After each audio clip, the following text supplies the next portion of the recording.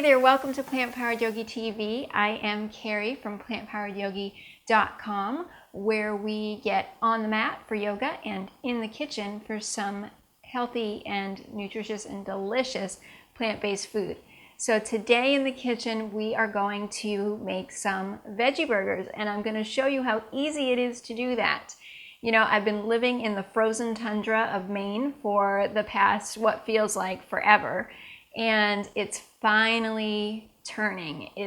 We've got some sun, we've got a little bit of warmth, you know, nothing crazy, but my goodness, after the winter that we've had, anything feels good. And so as soon as the sun starts coming out, I start thinking about getting out on our back deck and grilling and having dinners out there, and I just can't wait. And so my thoughts immediately started going toward veggie burgers because it's something that we love to grill. And so I want to share with you how easy it is to make these and how simple and how quick, because you know, the veggie burgers that you can buy in the frozen section of the store, they're okay in a pinch. You know, if you're going to somebody's cookout, you don't have something to bring and you want to just grab a veggie burger from the store, then great, by all means do that, but they're not the best for you in terms of your health. They really shouldn't be eaten that frequently. So with as simple and easy and quick as it is to make your own, there's really no reason why you can't just whip up a batch, put them in the freezer, and then you've always got them, just like the ones from the store. So all the credit here for this recipe goes to Jeff Novick, who is a dietitian, and I will put a link below to him, but the base ratios that I used for this recipe came from him. And then I just kind of add my own flavorings and seasonings, and you can do the same thing. So I'm going to start out with some kidney beans that I have rinsed. That's just 1 can of kidney beans. This is going to make 4 veggie burgers. So if you want to double this recipe and make 8, a food processor of this size can handle that. I've tried to triple it before, but it gets kind of tough in the food processor. So if you want to double it, by all means do. You're here doing this anyway. It's really not that different. So, you know, better to have them when you need them. So that's just 1 can of kidney beans. I like to use kidney beans, but you can use other kinds of beans. It doesn't have to be kidney beans. It could be pinto, it could be black, it can be whatever you want it to be.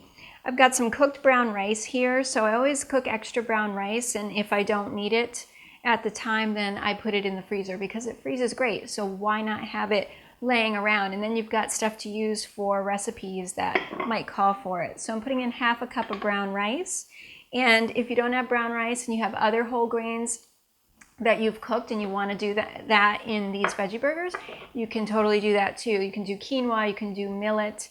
Anything that you've got, even if you have white rice laying around and you want to put white rice, of course it's not as good as the brown rice, but you know, once in a while it's fine to do that too. So I'm going to put some whole rolled oats in here. So again, ½ a cup, and you know, I would say go with the rolled oats, not really the quick cooking ones. These are heartier, they're going to absorb the liquids in there, so try to stick with the rolled oats. Steel cut oats wouldn't work in this instance, so don't use that. So those are the 3 main ingredients, and now it's just bringing some liquid into this so it all starts to stick together, and some flavorings. So I'm going to start with some ketchup. This is just what I like to do in my recipes. You could use some canned tomatoes, you could use some salsa, anything, you know, of this consistency. I'm going to put a couple of tablespoons in of that. And then, you know, this is a burger. I'm going to put ketchup and mustard on my burger anyway when I eat it. So those are the types of flavors that I'm introducing into the inside of it. So I'm going to do a tablespoon of just regular prepared yellow mustard. You can do any kind of mustard that you want, or no mustard if you don't like mustard. And then I'm going to add a little bit of tamari for some salt and just for some good flavor. Maybe a tablespoon, maybe a little bit less. Going to add a little bit of sea salt, I'm gonna go with maybe half a teaspoon in there and some pepper. See, we're almost done this recipe. It's so super fast. There we go. So we got maybe a quarter teaspoon of pepper. I use garlic powder. So if you don't want to use these seasonings at all, you can just leave them out, or you could use other seasonings, you know, other herbs and spices that you like.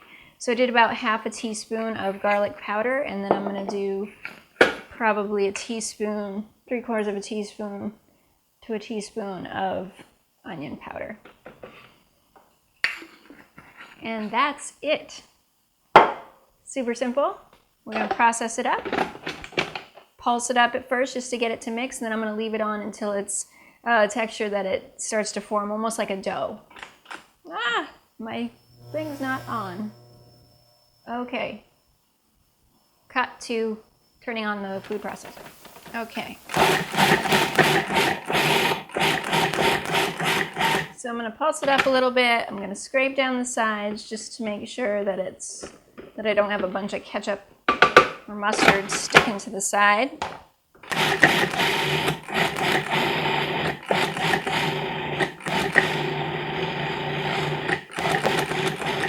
And it's going to require me mixing it up, you know, a little bit just to make, because I want to leave it pretty thick. I don't want it to be thin and runny.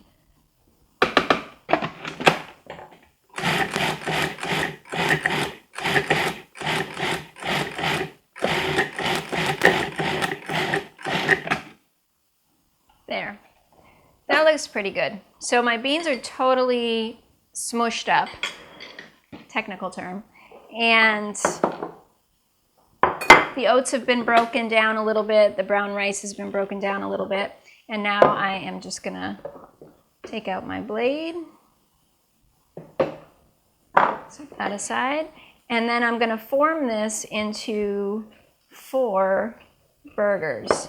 So this is the messy part, but you know, it's not that different than working with ground beef. We do the same thing. And so I'm going to form it into a little veggie burger patty like this. So I know that this is going to be 4, so I have to just try to get that. So these are so much healthier for you, you know. The veggie burgers at the store are made with soy protein isolate most of the time, which is just a really processed form of soy. Certainly is not going to benefit your health at all, could possibly be detrimental, you know, any processing like that. It's not health food in any way. You know, there's the advantage of it having no cholesterol, no saturated fat, but super processed. So, you know, just not something you want to eat on a regular basis. This is so much better. These are just all whole foods, you know, whole beans, grains, some seasonings, and that's it. So, you know, way, way, way better for you. And what I love about these is that they stay together. You know, this can be cooked on the grill. Like a lot of veggie burgers, people feel like, oh, I need an egg to keep it together, or it's going to fall apart. These are not like that at all. So they can be put right on the grill, which is really nice. And usually I broil them. That's how I pretty much cook them year round. But if I can get out on a grill and cook these up, I'll do that too. So what I'm doing is just putting them on the plate. I'm just going to rinse my hands. So I put them on a plate because they're going to need to sit in the refrigerator for a little while. And that just helps them to allow the oats to soak up any more of that liquid, and it really makes them more firm so that they can be on the grill and not fall apart, and you can eat your veggie burger and it's not going to be falling apart. So I'm going to put these in the refrigerator for about 20 or 30 minutes. They can stay in the refrigerator longer than that. You could make them the day before and put them in the fridge overnight. That's totally fine. Leave them uncovered so they get nice and dry on the outside so that they're easier to handle when you're cooking. And so 20-30 minutes is usually pretty good. And then after I do that, I'm going to broil them in my toaster oven today. Not getting out on the grill today. It's still a little chilly, but sunny but chilly, and so I'm going to broil them in my toaster oven, 10 minutes on each side, broiling them on high, and then they are going to be done. And it's just as simple as that. So I'm going to put them in the fridge, and I will get back with you once they're all cooked up. Okay, so welcome back. I just cooked up one of the veggie burgers so that I could show you, and actually way toasted my bread more than I wanted to, but I was off doing other things, so I forgot that the bread was in there.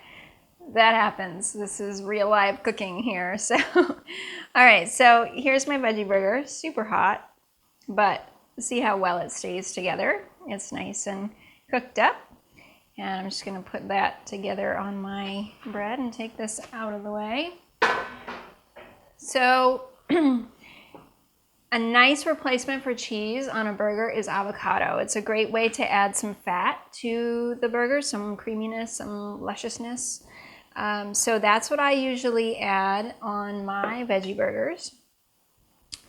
And, then just your basic, whatever you like to put on there, ketchup, mustard, relish, onions. A lot of onion lovers in this house for burgers anyway, so onions are usually on ours, not mine, but. And then ketchup, mustard, just whatever you like to put on it. It's pretty tough to find a decent roll. This one is a 100% whole wheat roll from Trader Joe's. Love Trader Joe's, one of my favorite places. And so that's not too bad, but it's not easy to find good bread. Honestly, most of the time I do not have a burger on a roll. Like if I'm out at a barbecue at some place where it's going to be easier just to eat it on a roll, then I do. But most of the time I will just have a veggie burger off on the side of a plate. Like I'll make a salad, and then I will just put my burger on there. I'll throw some avocado slices on top, and just kind of eat it with a fork. And I try to avoid bread when I can. It's not always that I'm avoiding it, but if I don't feel like I need it, I just leave it off the plate. It's really processed. It's pretty calorie dense and not that nutrient dense unless you're able to find a decent whole grain bread. And then a lot of times the whole grain breads will have oils in them. And so I just, for the most part, do my best to stay away. But for today, make our little burger here. So see how pretty it is. I'm not going to take a bite today because I'm actually going to take some pictures of it first. But I've had tons of them. I know that they're great. I hope that you think they're great too. And I hope that you give these a try. It's really simple. The other ones that I didn't cook, I'm going to freeze. I'm going to wrap them up and freeze. And I'm going to take them right from the freezer and broil them the same way. And it's probably just going to take a couple minutes longer because they are frozen in the center. But everything in there is cooked. So it's not like we have to worry about, the middle getting cooked or anything like that. So it's definitely super easy.